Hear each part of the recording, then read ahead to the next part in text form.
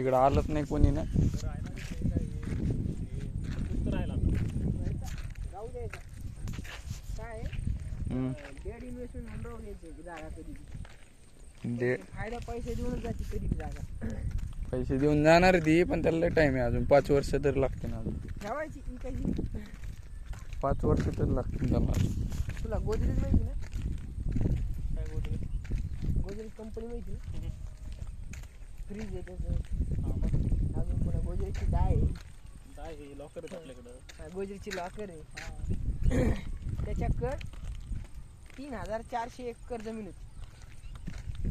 कुठं माहिती का? मुंबईला 3400.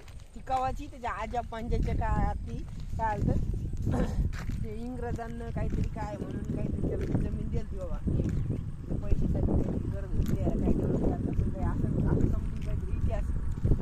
त्यानं काय करतं त्याच्या आजा पंजाला घेऊन 3400 एकर घेतली त्यानं ती. आणि त्याच्यात झालं काय माहिती का? आता 3400 मधून 1700 एकरची जमीन आहे का त्यात पूर्ण जंगलच बांधलेलं वरळी. आपले याची सासरवाडी का मानेची त्या साईडला नवी मुंबई साईडला तिकडे जंगलच की. ते जंगल तोडून तिथं प्लॉटिंग करायचं ते द्यायचं हे नाही चाललं. प्रदूषित होऊन जाईल मुंबई साईड. तेवढं जंगलामुळे तर थोडंसं ऑक्सिजन वगैरे त्याच्यामध्ये चालू द्यायचं. मग ते